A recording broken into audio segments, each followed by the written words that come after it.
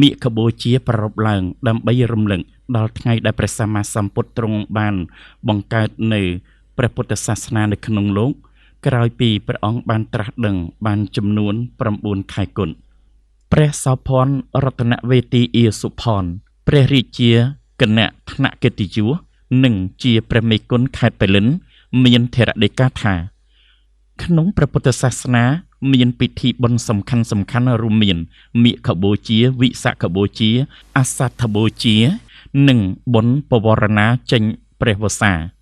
จำนายบนมีขบเจียปรับหลังดำไปรำลึกดอลไงได้ประสามาสัมพุทธตรงประกาศบังเกิดพระพุทธศาสนาหลังในขนมโลกเนียประเทศอินเดียกาลปี388 ឆ្នាំ មុន គ្រិស្តសករាជ នាថ្ងៃ 15 កើតខែមិញ ក្រោយពីការត្រាស់ដឹងរបស់ព្រះអង្គបានចំនួន 9 ខែគុណការមានថេរដីការបស់ព្រះមេគុណខេត្តបៃលិននៅក្នុងពិធីប្រពន្ធមិខបូជានារសៀលថ្ងៃទី 2 ខែកុម្ភៈ ឆ្នាំ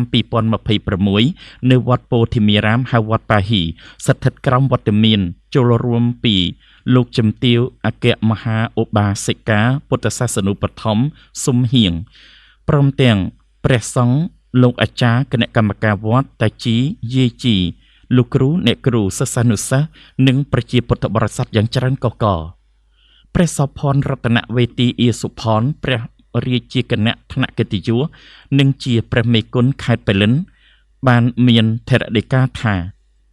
ការបង្កើតព្រះពុទ្ធសាសនាក្នុងឋានៈជាអង្គការសាសនាមួយនេះធ្វើឡើងនៅក្នុងចំណោមព្រះសង្ឃចំនួន 1250 អង្គជាសមាជិកក្នុងអង្គមហាសន្និបាតមួយដែលបាននិមន្តមកពីគ្រប់ស្រទាប់វណ្ណៈទាំងអស់នៅក្នុងមហាសន្និបាតនោះព្រះសម្មាសម្ពុទ្ធទ្រង់បានប្រកាសនៅគោលការណ៍ចំនួន 11 ប្រការសម្រាប់ឲ្យសមាជិកមហាសន្និបាតទាំងអស់កាន់យកជាវិថីជីវិតនិងសម្រាប់យកទៅផ្សព្វផ្សាយដល់ជនដទៃទៀតឲ្យបានយល់ពីព្រះពុទ្ធសាសនាគោលការណ៍ទាំង 11 ប្រការនេះមានឈ្មោះជាភាសាបាលីថាអវាទបដិមោក្ខដែលពុទ្ធសាសនិកជនម្នាក់ៗត្រូវយកមកសិក្សាឲ្យបានយល់ដឹងនិងអនុវត្តព្រះសោភ័ណ្ឌរតនវេទីអៀសុផន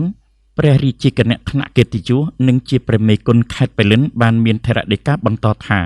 គោលបំណងរបស់ព្រះពុទ្ធសាសនាឬក៏ដូចជាគោលបំណងរបស់ពុទ្ធសាសនិកម្នាក់ៗគឺស្វែងរកនិព្វានដែលប្រែថាសភាវៈប្រច្ចតុមិនមានសេចក្តីទុក្ខមិនមានបញ្ហា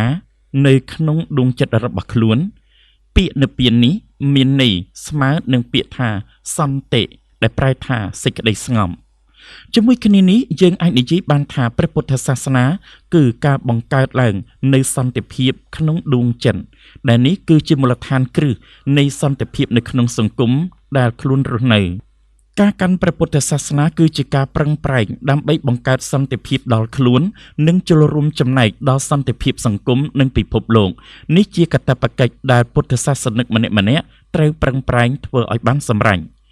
ព្រះសោភ័ណ្ឌរតនវេទីអៀសុផនព្រះរាជាគណៈថ្នាក់កិត្តិយសនិងជាព្រះមេគុណខេត្តបៃលិន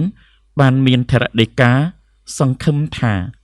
យើងម្នាក់ៗអាចទាញយកប្រយោជន៍បានខ្លះពីថ្ងៃមិខបូជានេះព្រមទាំងនាំគ្នាធ្វើបុណ្យទានរក្សាសីលនិងសមាធិសម្អាតចិត្តរបស់ខ្លួនក្នុងថ្ងៃនេះដើម្បីបូជានិងរំលឹកចំពោះគុណព្រះសម្មាសម្ពុទ្ធដែលព្រះអង្គបានបង្កើតព្រះពុទ្ធសាសនាសម្រាប់មាគ៌ាជីវិតដល់ពួកយើងទាំងអស់គ្នាផងដែរ